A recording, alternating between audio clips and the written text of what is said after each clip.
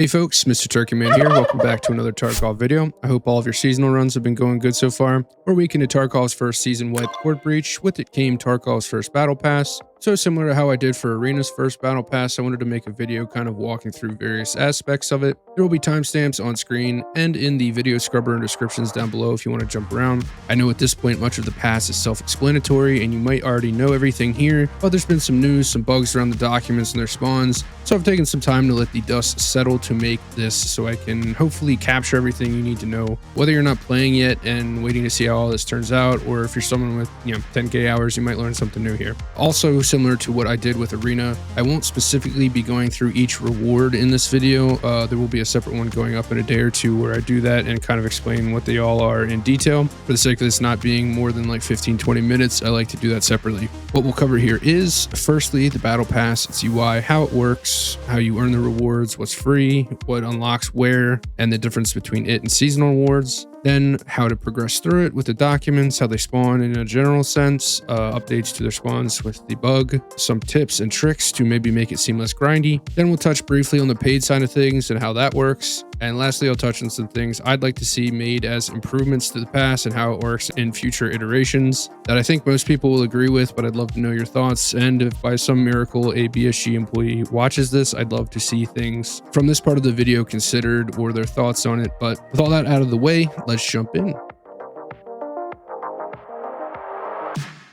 So firstly, and most importantly, the Battle Pass is present and can be progressed in all three game modes across the EFT, PvP Season, PvP, and PvE. You can find the documents you need to purchase rewards and progress the pass in all game modes, with some slight caveats we'll touch on, but the important bit is that you can participate in it from all three modes. Additionally, the pass is entirely free to access and progress, while there is a paid element that is only for progressing it faster, and it is completely optional. There is no upfront cost for this. Now, I highly suspect that they will follow the same path they did for Arena, where this first season is sort of introductory, sort of testing things out, thus free, and in the next season there may be a paid component to it. In Arena, this ended up being a secondary pass where the core bulk of rewards is free, but there is a sort of premium edition to progress through as well that costs $15 and has a handful of extra rewards only earnable via that route. I know microtransactions and battle passes are inherently controversial, and I don't want to be negative, but if we're being honest, that's something that might come in the future, but we'll just have to see. Pretty much all battle passes and other games do it at this point, but I don't want to speculate on that too much. Moving on to the UI and how that works. To access the battle pass and info on it and the new season, you will see this new banner at the top of the main menu in all three modes. We can see the season name, your current progress through the battle pass, and how much time is remaining in the season.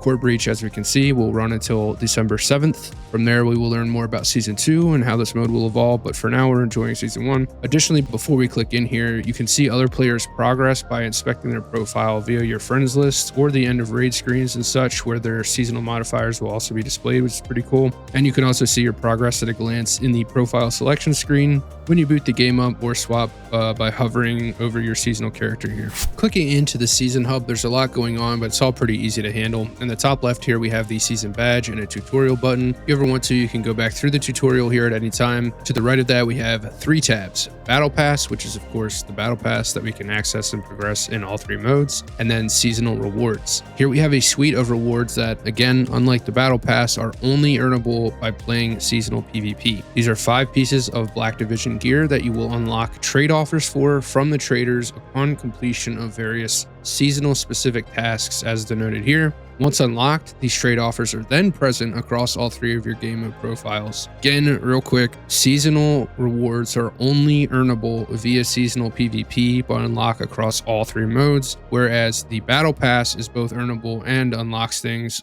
on all three modes. Meaning if you're sticking to no white PvP or PvE, you can get everything here, but you will miss out on the 5 things here. Do with that what you will. The last tab here obviously is not in the game yet. There's been rumors, but we don't know yet, so I'm not going to talk about that. Okay, post-editing Turkey coming in. I was wrapping up this video on Monday, and then we had the Tarkov TV stream, and Nikita and the gang actually explained a bit about what this third tab will be. They didn't cover all the details, but you will essentially be grouped up with a chunk of people on a weekly basis to compete for XP earned in seasonal PvP. And based on the ranks you get and advance throughout the season, we'll get additional exclusive rewards. I'll probably make a new short on this in the coming days because I have some concerns, but I don't want to derail this video about the Battle Pass, so let's get back to that.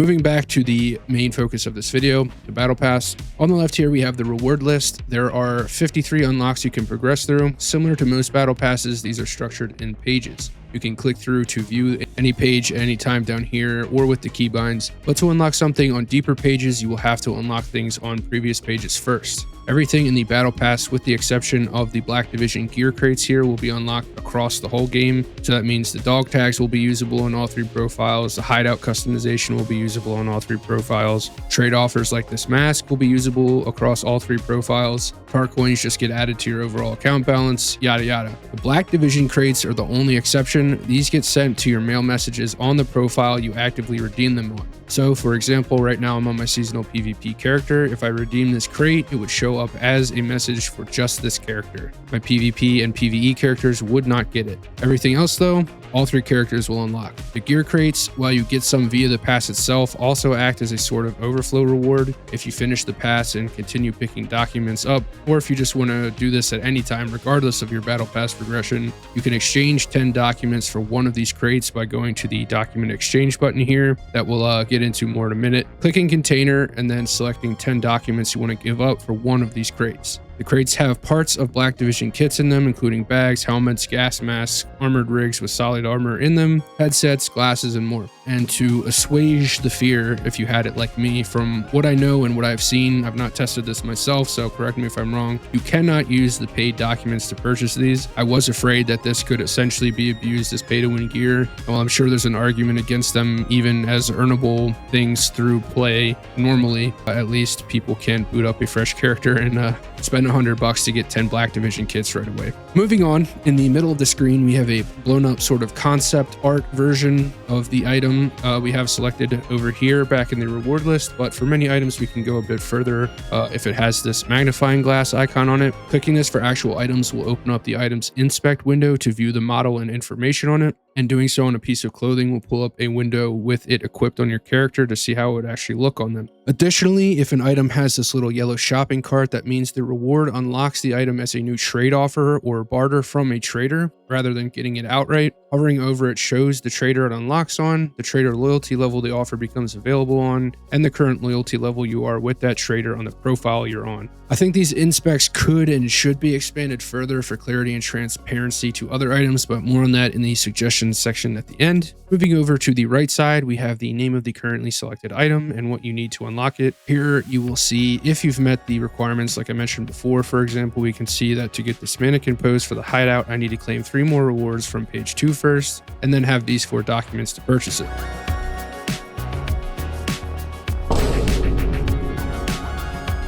Speaking of documents, we see these down here across the bottom of the screen. This is where things have gotten a little confusing or worrisome for people, so hopefully I can help here. To unlock/purchase a reward from the pass, you need to collect a set of documents. There are 8 types of normal documents: financial, PMC files, project, blueprints, test, user, medical, and technical documents. These are a new type of loot in raids that you can find. When you do loot them, they go straight to your secure container if you have room and won't be lost on death like any other item in there. And they can be put there even if you have the broken secure container modifier in seasonal. If you don't have them in a secure container, they will be lost on death. However, they do not show up as loot on you for other people as far as I know. A buddy helped me test this by us going into PvE. I grabbed one, put it in a backpack. He killed me and it did not appear in my backpack when he looted me. The spawns for documents are character unique that way. If I find one and loot it, it will still be on the ground and lootable by my teammates or other players that come across it later in the raid, meaning that if a map, let's say, has 5 documents actively spawned, all players that load into that raid, PMC, or scav could potentially leave with all 5 same doc. And yes, you can find and loot them on your scav.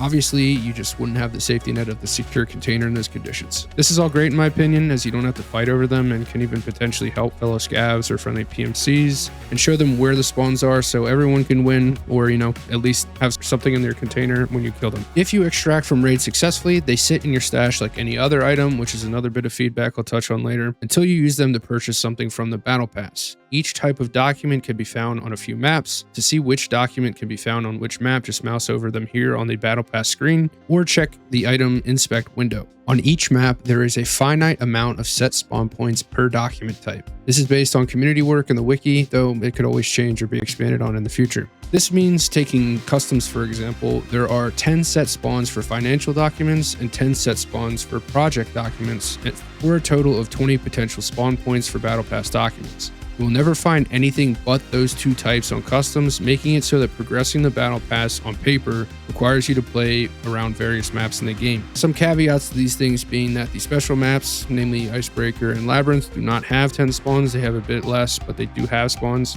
Also, much like Arena did with their token counterparts of the system, if you don't like playing a specific map and end up super stocked up on another type of document, you can exchange them at a rate of 1 to 5. To do this, click the Exchange Documents button here in the bottom right, select Documents on the right here, click on 5 documents you do have, select the 1 document you'd like in return, and then hit exchange. This will take the 5 documents you had and give you one of what you wanted. This exchange rate definitely feels a bit steep compared to arenas, but effectively makes it so that if, say, Streets runs bad on your machine and you hate running it, you can continue avoiding it to farm documents by getting more from customs and then exchanging them for the Streets ones. Now, a bit more information on finding documents in raids. This has garnered some controversy online for various reasons, and some of it is definitely valid. I think Arena's token system feels a bit better, and maybe there's a better way to go about progressing the pass in this, but I do think a lot of the hate stemmed from people judging too soon or misunderstanding the system. This was coupled and made worse by apparently a bug being in the game for a few days early on where the spawn rates of documents was reduced. I've been working on a suite of videos showing where each spawn is with video context. Subscribe if you'd be interested in those. Because while the wiki has done a great job finding and documenting the spawns, isolated pictures can be difficult to use to find stuff. There aren't maps yet showing where the pictures are. Many of them are captioned with callouts that aren't widely used, etc. This isn't a dig at the wiki. I love them. They do amazing work, just to be clear, but I think videos are often more helpful, especially for new folks unfamiliar with the maps. But I digress. In doing these videos early on, I would see a weird variance in spawns from raids only having 1 of each type of document to some having 2 of one kind and none of the other, to some having none at all.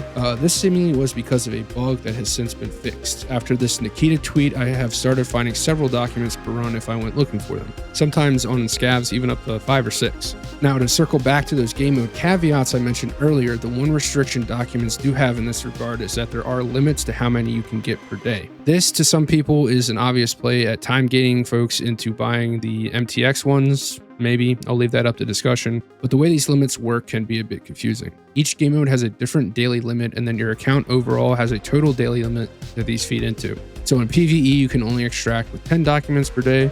In PvP, you can only extract with 15 documents per day.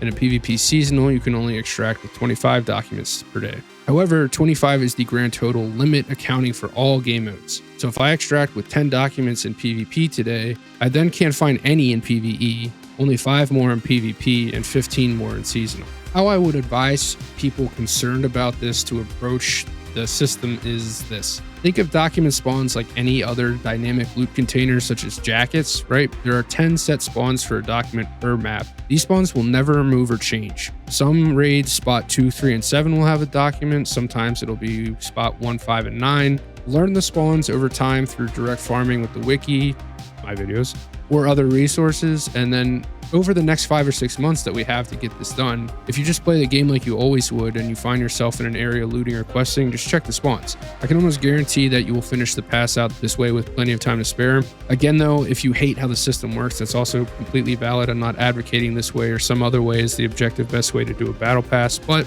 this is how it works for now, and with some time and learning, I've found it's pretty easy to work with, honestly. Everyone can have opinions though, and I'd love to see other ways that people might suggest BSG change it up in the future. I've just seen a lot of people think that it's going to be super grindy because there's like 1 million spawns for the documents and you need 6 trillion of them, and we don't know where they spawn yet. But I think a lot of that was just the fear of not knowing where the spawns were. But now that you know where they all are, if you happen to find 2 or 3 of them a raid and you do 500 raids over the course of the next 6 months, you're going to find enough to get it done. But maybe not. Again, everybody can have their opinion.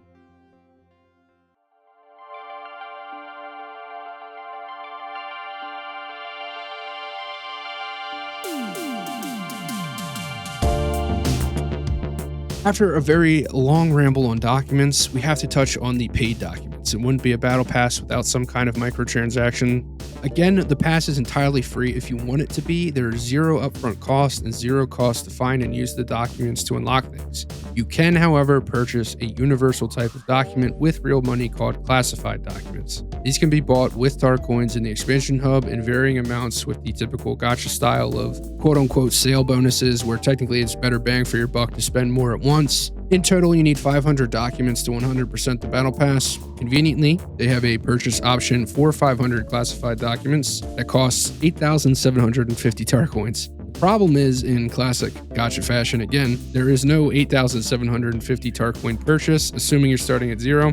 You would instead need to buy the 12,500 option for $100 USD or some other combo of lower amount, higher cost to Tark coin ratio offers to get to that 8,750. Using the base rate of 100 Tark coins to $1, finishing the pass is roughly $87.50 USD, barring taxes and fees and whatnot. Now, again, I love BSG. I might even be called a shill for them at times. I do try and keep it objective here, though, while also being positive. And I don't want to take money out of their pocket because I'm a firm believer in the harsh truth that live service games take a lot to keep running and update. But the pass, in my opinion, however grindy you might feel it is to do for free, is very easy to do for free over time. And I would highly suggest saving your money here and just doing that unless you're watching this with like a week left in the season. Then you might be SOL, but that's that. Moving on to the final section of the video.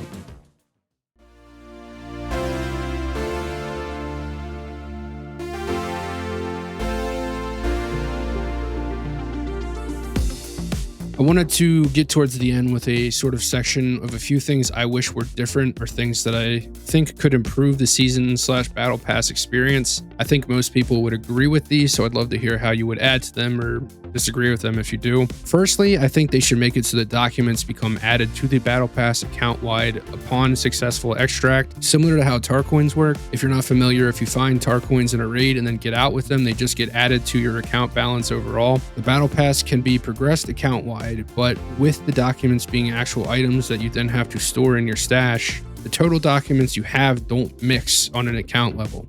For example, if I have 10 documents on PvP seasonal and then I find 5 more on PvE with some friends later that night, they remain separate. The pass in PvE says I only have 5 and the pass in seasonal says I only have 10, but I have 15. There's 3 solutions to this that I think they should explore. Optimally, upon exfil in any mode, the total number of documents is added to a counter across all 3 modes, and the items don't take up stash space that way anymore either.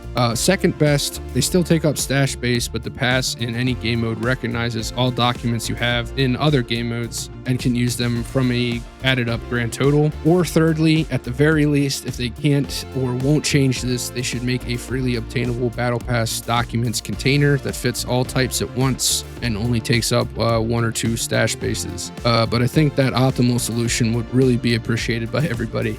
Sticking to documents, while I might be in the minority here, I think the way they spawn and work in raid is largely fine with their set spawn points. I would, however, love to see more ways to obtain them dynamically.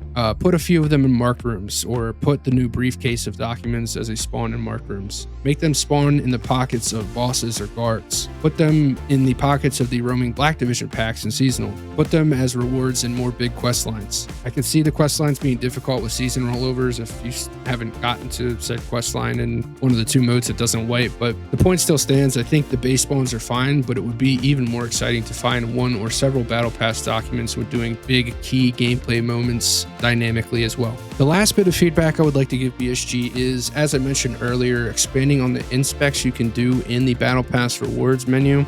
We can see item inspect windows and clothing previews, but it would be cool if other items like the hideout customizations, for example, had a more realistic in-engine picture or preview, or the dagger and guns had something similar. But other games get away with this without loading models or scenes by popping up a little preview window that's like 5 to 10 seconds long that can maybe show panning through a maxed hideout with the customization option applied to it, or a PMC shooting and reloading the new gun, or stabbing a scab with the new dagger. Ultimately, this doesn't matter too much. It's a little bit of a nitpick, and the concept art style images we have are probably fine for most people, but I do think some people would appreciate a deeper look at some of the rewards that we can't actually inspect that way, so they have a better picture of what everything is that they're buying or working towards. But that about does it. I covered a lot in this video. I'm sure I missed some stuff, so let me know if I did. I'd love to hear your thoughts on the season, Battle Pass, my ideas at the end there, anything. Keep an eye out for the follow-up video I mentioned where I'll go through each reward individually. I'm still easing back into making content, and I've gotten a lot of love recently, so I appreciate you all. It would be much appreciated if you liked the video and maybe subscribed. But even if you don't, thank you so much for your time, and I love you.